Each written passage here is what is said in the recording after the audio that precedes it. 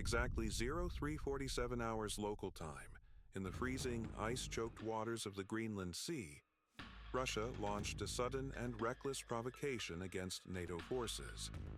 A Kirov-class nuclear-powered battlecruiser, the Pyotr Veliky, suddenly fired a 3M-22 TSIRKON hypersonic missile directly toward U.S. Navy assets, supporting major NATO drills near Greenland.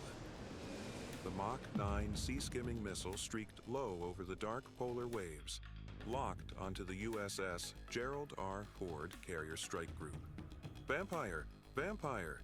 Hypersonic inbound, bearing 160, range 71 miles, speed Mach 8.9 and accelerating. The tension inside every combat information center spiked instantly. The Ford-class supercarrier, the most advanced warship ever built, was positioned 95 nautical miles southeast of Greenland when the inbound threat lit up every Aegis screen in blood red. But the Russians didn't stop there. At 0348 hours, the multi-domain nightmare exploded simultaneously. 3 Russian Su-57 Felon stealth fighters streaked overhead at supersonic speed, releasing electronic warfare pods while probing American air defenses. Below the thick Arctic ice, 2 Project 885 Yasen-M nuclear attack submarines began aggressive sprint and drift maneuvers, their advanced Irtish Amphora sonar suites hunting for the acoustic signatures of U.S. surface ships. At the same time, heavy Russian shipborne and airborne EW systems activated, flooding the electromagnetic spectrum with massive broadband jamming that started degrading GPS, Link 16 data links, and allied sensor networks across the formation. The situation escalated rapidly. At 0349 hours, the USS Gerald R. Ford's AN/SPY-6V3 radar arrays, paired with Aegis Baseline 10 systems on the escorting Arleigh Burke destroyers, maintained solid tracks despite the heavy jamming. The Ford's air wing was already at high alert. F-35 Sea Lightning II pilots sat ready in their cockpits on the angled flight deck. In the flag plot, Rear Admiral Sarah Frost McKinley remained ice-cold and professional. Her voice cut through the net with absolute authority. Ford actual to all units. Maintain strict discipline. Virginia-class submarines, sanitize the undersea domain. Burke destroyers, prepare SM-3 batteries. Growlers, spin up next-generation jammer pods. We will not escalate. We will dominate. At 0350 hours, the first RIM-161SM-3 Block 2A interceptor roared out of the forward vertical launch system cells of the USS Roosevelt, DDG-80. This advanced exo-atmospheric missile, designed specifically for ballistic and hypersonic threats, climbed rapidly through the Arctic atmosphere toward the incoming TSIRKON. Simultaneously, 4 F-35C Lightning IIs catapulted from the Ford and linked into a lethal networked kill web via MADL. Their AN/APG-81 AESA radars achieved first detection and first track on the incoming Su-57 Felons. The tension was unbearable. Crews watched the single red hypersonic trace close at terrifying speed while Russian fighters probed from above and Yasen-M submarines closed from below.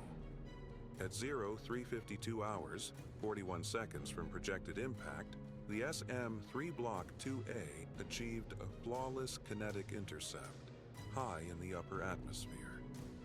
A brilliant white flash illuminated the polar sky as the TSIRKON hypersonic missile disintegrated into burning debris that rained down onto the freezing ocean. But the assault was not over. At 0354 hours, the Su-57 Felons attempted to press their attack, launching long-range radar-guided missiles while continuing heavy EW emissions. At the same time, the 2 Yasen-M submarines increased speed, positioning themselves for possible torpedo shots against the carrier group. That's when American air and undersea superiority struck back with lethal precision.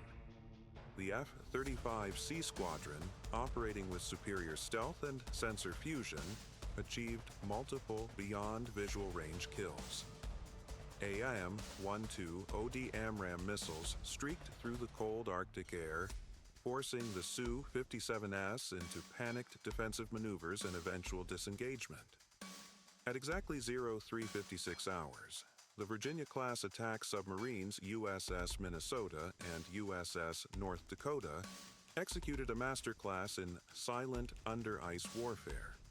Using their advanced AN/BQQ-10 sonar systems and new pump jet propulsors, they gained perfect firing solutions on both Yasen-M submarines without ever breaking acoustic silence. Instead of lethal shots, they fired Mark 48 Mod 7 torpedoes in warning mode, passing dangerously close beneath the Russian hulls as a crystal-clear, "You are finished" message. The Russian submarines immediately emergency dived and began frantic evasion patterns. At 0359 hours came the decisive surgical strike. Two EA-18G Growlers, already airborne from the Ford, positioned themselves at standoff range and unleashed a coordinated high-power Cyber EW pulse using their next-generation jammer mid-band pods. Tens of kilowatts of focused electromagnetic energy swept across the Russian battle group, specifically targeting the fire control radars, command links, and data networks of the Pyotr Veliki and its escorts. Russian consoles went completely dark. Missile guidance systems failed. Communication between surface ships collapsed. The once formidable Kirov battlecruiser and its group were left blind, deaf, and helpless in the middle of the Arctic Ocean. The entire Russian operation collapsed in under 12 minutes. At 0404 hours, the Pyotr Veliki and its surviving escorts turned north and began withdrawing at maximum speed, their proud formation now retreating in clear humiliation. The Su-57 felons disengaged and raced back toward their bases. The Yasen-M submarines went deep and silent, disappearing into the black Arctic depths. Not a single American weapon struck a Russian manned platform directly. Not one U.S. sailor or pilot was placed in genuine danger. The USS Gerald R. Ford Carrier Strike Group maintained perfect formation and continued its scheduled NATO exercises exactly on timeline. Now let's analyze with cold military precision why this U.S. Navy response was so devastating and what it truly cost Russia. The TSIRKON hypersonic missile, repeatedly advertised by Moscow as unstoppable, was cleanly intercepted by the SM-3 Block 2A operating with Aegis Baseline 10. This proves that American layered missile defense has now matured to reliably counter even the fastest Russian hypersonic threats in the terminal and mid-course phases. The Su-57 felons, despite their fifth-generation claims, were outclassed by the F-35C's superior sensor fusion, low observability, and networked warfare capabilities. The Virginia-class submarines demonstrated total acoustic dominance in one of the world's most challenging under-ice environments. The most humiliating element was the electronic warfare strike. The next-generation jammer didn't merely jam Russian systems.